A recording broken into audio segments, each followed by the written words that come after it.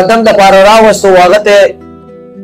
د جادو مسله ورته نو چا ورته ویلو چې دا تا باندې خپل خزي جادو کړی دا یا ساته چې کوم سړی تا ته وایي چې تا باندې خزي جادو کړی دی خواخ در باندې جادو کړی دی سخر در باندې کړی دی رور در باندې کړی دی تر در باندې کړی دی ماما در باندې کړی دی قسم په الله چې دا دروغ وایي دا دروغ وایي دا د خبيث بچي د خپل پیسو د پاره تا د پکور کې چې کومونه ګوره دښمنی چې کوم پیدا کوي نو ما ورته سره چوستاله شو خزه د مرغټونی شو د اسبکه لرونی چې تا په ما باندې جادو کړی دی وای نه چې ما ته پته نه چې ما ته دروغ وایي پیسې دې ډېر اغستې وي جادو شتا جنات شتا تعویذ شتا کور شتا سحر منتر شتا چا کړی دي څنګه شوي دي کوم ځای کې شوي دي په کومه طریقه شوي دي د دې علم صرف یو د الله ذات دی د غیب علم د الله پیغمبر تم چې کوم نشتا تک په کوم د باختې پر دی چې دې خلکو ته وایي چې پتا باندې جادو سر کړی دی او خواخې در باندې کړی دی او خزې در باندې کړی دی دا د خپل پیسو د پاره تا د پکور کې چې کوم دښمني پیدا کوي دلته بل جو خوراکي راځه خواخې مور سره و په خپل مو او قسم راته خورو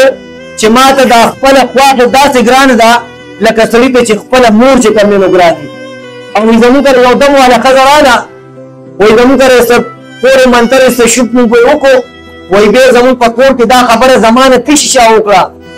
چې دا تاسو باندې په کور کې چې کوم تاسو دا انګور چې کوم کوډ او تعویذونه کوي نو تا خدای سره دغه تعویذونو تبو برباد کا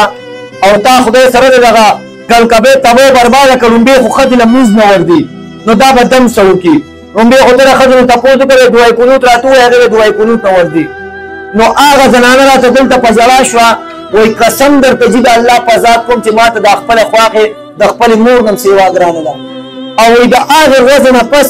زما په کور کې ټول خلک چې کوم زما خلاف دي سم خبر را سره ولې ال تعجیل په دماغو کې دا خبره واچوله چې تا باندې کور او تعویذونه چې کوم دي انګور کړی دي دا سود ناروا وای دروغ وای د خپل پیسو د پاره تعالی په کور کې چې کوم دي دښمنی پیدا کوي مهرباني وکړئ چې ما په داسې خلکو باندې یقین ساتي او ما دا خبرې چې کومونه پر خپل ذهن کې اچوي ځکه د دې خلکو د وجې نه ستا په کور کې چې کومونه دښمني پیدا کېږي او نه خواخې په چا باندې تعویذ کوي نه سخر په چا باندې تعویذ کوي او نه انګور چې کومونه په چا باندې تعویذ کوي صحیح دی انشاءالله